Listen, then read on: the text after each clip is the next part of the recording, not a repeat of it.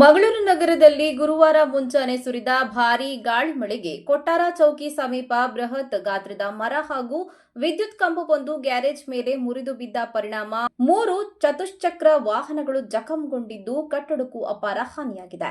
ಮುಂಜಾನೆ ಸುಮಾರು 2:15ರ ವೇಳೆಗೆ ಬೀಸಿದ ಬಿರುಗಾಳಿಯಿಂದ ಈ ಘಟನೆ ಸಂಭವಿಸಿದೆ. ಗ್ಯಾರೇಜ್ನ ಮೇಲ್ಭಾಗದಲ್ಲಿದ್ದ ವಾಚ್ಮ್ಯಾನ್ ಕೊಠಡಿಯು ಹಾನಿಗೊಳಗಾಗಿದೆ. ಅದೃಷ್ಟವಶಾತ್ ಘಟನೆಯಲ್ಲಿ ಯಾವುದೇ ಜೀವಹಾನಿ ಸಂಭವಿಸಿಲ್ಲ. ಮರ ಹಾಗೂ ವಿದ್ಯುತ್ ಕಂಬ ಬಿದ್ದ ಪರಿಣಾಮ ಗ್ಯಾರೇಜ್ನಲ್ಲಿದ್ದ 3 ವಾಹನಗಳು ಜಖಂಗೊಂಡಿವೆ.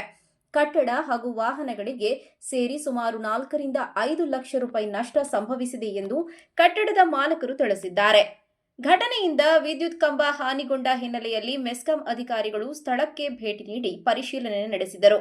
ಮುನ್ನೆಚ್ಚರಿಕೆ ಕ್ರಮವಾಗಿ ವಿದ್ಯುತ್ ಸಂಪರ್ಕವನ್ನ ಸ್ಥಗಿತಗೊಳಿಸಿದ ಅಧಿಕಾರಿಗಳು ಬಳಿಕ ಹೊಸ ವಿದ್ಯುತ್ ಕಂಬ ಅಳವಡಿಸಿ ಸ್ಥಳೀಯರಿಗೆ ವಿದ್ಯುತ್ ಸಂಪರ್ಕವನ್ನ ಮರುಕಲ್ಪಿಸಿದರು.